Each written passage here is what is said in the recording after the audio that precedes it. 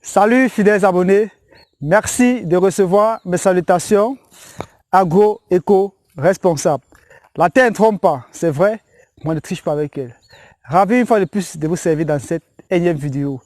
Dans cette vidéo aujourd'hui, nous allons vous présenter la mise en place de notre exploitation de macabo qui s'étend sur 1 hectare. Cette exploitation que vous voyez ici, en fait, nous avons eu à vous présenter dès le début comment est-ce qu'on a fait l'étude de faisabilité, comment est-ce qu'on a fait le défrichage, l'abattage, le tronçonnage. Aujourd'hui, c'est avec beaucoup de plaisir que nous vous présentons la mise en place. Alors, il faudrait tout simplement dire que une campagne agricole ne s'improvise pas, elle se prépare.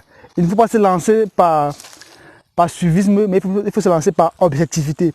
Je sais qu'en ce moment-ci, il y a beaucoup qui n'ont pas encore effectué, qui ne sont pas à ce stade-ci, qui n'ont pas encore peut-être fini avec le défrichage ou l'abattage. Je vous souhaite beaucoup de courage, mais ce n'est pas très bon. Il faut désormais vous préparer en avance afin d'éviter ceci. Vous voyez que là, nous sommes sur une phase.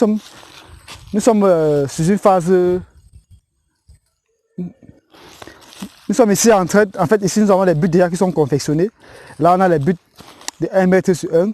Vous allez voir là, donc, comme vous savez déjà, à l'hectare, c'est 10 000 buts pour le macabo. Hein. C'est 10 000 buts, 1 hectare de macabo. Donc, on n'a pas pu expliquer ici comment est-ce qu'on fait les buts, comment est-ce qu'on met les semences en terre. On a eu à expliquer cela. Donc, si vous n'avez pas eu à voir cette vidéo où est-ce qu'on explique comment mettre en terre les semences de macabo, donc vous pouvez vous référer à cette vidéo pour voir comment on fait. Ici, il était juste question de montrer l'évolution en fonction des différentes étapes de la mise en terre de notre champ de macabo. On peut avancer pour que vous puissiez voir. Il faudrait dire qu'ici, là, ce n'est pas évident, ça n'a pas été facile, mais avec beaucoup de travail, beaucoup d'abnégation, beaucoup de volonté, ça a été fait. Et aujourd'hui, on est en train de... On est en phase de mise en terre, donc ce qui fait que le processus est vraiment l'étape est respectée. Et plus on avance très bien. Mais je vais profiter de cette vidéo où nous vous présentons notre champ de macabo pour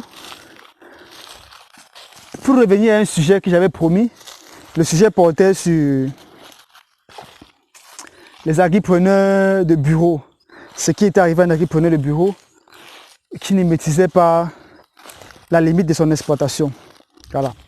C'était en fait c'était une promotrice. Hein. On va essayer de se poser quelque part et puis aborder un peu le sujet. Donc vous pouvez voir en fait comment c'est bien structuré, bien fait. Ça fait plaisir de voir ceci en ce moment-ci comme ça. Là on dort tranquille, on profite des premières pluies. Ça fait que la capacité au champ sera vraiment très au rendez-vous pour nos boutiques que nous avons mis en terre. Alors, chers agripreneurs, vous voulez voir le champ, en fait ça va loin comme ça. Hein. Ça va là partout, là c'est le macabo, on va mettre partout là. Donc, nous vous présentons en fait l'évolution de l'exploitation, l'évolution des travaux, parce que nous sommes en pleine campagne. Donc, je vais profiter de cette vidéo pour parler en fait de la promotrice de bureau qui ne maîtrisait pas son terrain, de ce dont elle a été victime. Peut-être vous aussi, ça va vous éviter ceci à la longue. En fait, il s'agit de Madame Chantal. Madame Chantal, c'était une promotrice passionnée par l'agriculture qui a décidé de se lancer. Mais sauf qu'elle se lance dans l'agriculture, en fait, elle se fait entourer par des personnes, mais elle-même, en fait, elle n'est pas trop sur le terrain, elle n'a pas du temps pour son exploitation. Quand elle vient même, elle ne passe pas assez de temps, elle reste juste au campement là, quelques heures, elle n'entre pas dans l'exploitation, elle ne connaît pas où ça va. Alors, le personnel qu'elle avait engagé, l'ingénieur qu'elle avait engagé, les techniciens et autres, en fait, ce qu'elle faisait, en fait, c'était le champ de bananes plantées. Et elle était sur une superficie d'environ 5 hectares. Mais sauf qu'elle ne maîtrisant pas les limites, les gars sont allés sur les soi-disant 5 hectares, ont viabilisé 3 hectares. Et dans les 3 hectares, en fait, ils ont laissé, c'est-à-dire qu'une petite barrière de forêt, ils ont traversé cela, aller derrière couvrir 2 hectares. Mais, sauf que, en fait, la dame, elle ne connaît pas ses limites, en fait, quoi. Ce qui fait que, quand elle donne les semences les engrais, tout ce qu'il faut pour le champ. Les gars prennent sur 5 hectares. Mais ils mettent bien les 5 hectares. Mais en fait, c'est que pour la dame, ce qui lui était réservé, c'était 3 hectares. Ne maîtrisant pas, ne connaissant pas, quand on arrive sur le terrain pour le diagnostic, puisque la dame nous a sollicité pour un diagnostic et tout, nous sommes arrivés sur le terrain. Et puis, on fait le tour, on se rend compte qu'on lui dit, mais votre superficie que vous avez, ce n'est pas 5 hectares. Cette superficie, elle est 3 hectares. Voilà. Elle s'est vraiment en question.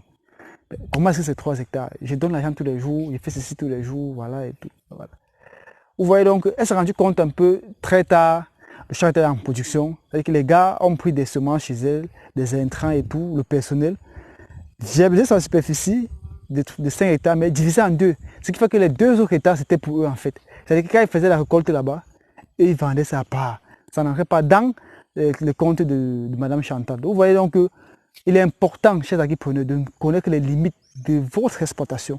Même si vous-même, personnellement, vous n'avez pas de temps pour pouvoir le faire, rapprochez-vous de quelqu'un de confiance, d'un proche. C'est pas trop de qui que ce soit, mais l'idéal, c'est que vous-même puissiez maîtriser vos limites. Car ce qui arrive à Madame Chantal aussi peut vous arriver si vous n'avez pas des personnes honnêtes, des personnes sérieuses auprès de vous pour suivre vos travaux. Vous voyez que ces gars ont usé du manque de disponibilité de la dame pour se faire de l'argent dans son dos. Et avec ses semences, et avec son personnel. Et puis voilà, quand elle a constaté ça, elle a pris un coup. C'était pas facile, c'était pas évident. Et je pense que depuis ce jour, elle a vraiment compris que lorsqu'on se lance dans l'agriculture, il faut trouver du temps.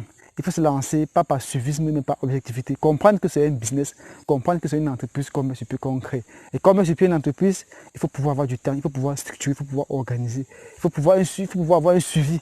Donc, chers agripreneurs, j'espère que vous qui regardez cette vidéo, vous n'allez pas vous mettre à la place de Madame Chantal afin d'éviter ce qu'elle a pu subir, car on ne sait jamais, ceci peut aussi vous arriver. J'ai tenu à partager avec vous la mise en place de notre champ de Macabo. Et vous passez ces petites histoires de Madame Chantal afin que vous puissiez aussi prendre des leçons de cela et que cela ne puisse plus vous arriver. Donc, disons-nous, chers agripreneurs, à très bientôt pour une vidéo encore plus intéressante, encore plus alléchante. Ça, ce n'est que le début de la campagne. Nous allons vous présenter dans les prochaines vidéos les différentes mises en place des projets que nous accompagnons cette campagne-ci, entre autres le verger à venir, la banane plantain, le macabo, les ananas, bien d'autres. Donc restez scotchés. Si c'est la première fois que vous regardez nos vidéos, abonnez-vous, partagez au maximum, car ici, on parle d'agriculture de terrain et non d'agriculture de bureau. Vive l'agriculture africaine, vive l'agroafricanisme, vive les agro-africains. Ensemble, c'est possible de développer notre continent grâce à la terre. A très bientôt, chers agripreneurs. C'était comme ça pour vous, le Chantina agro-africain. Bye bye.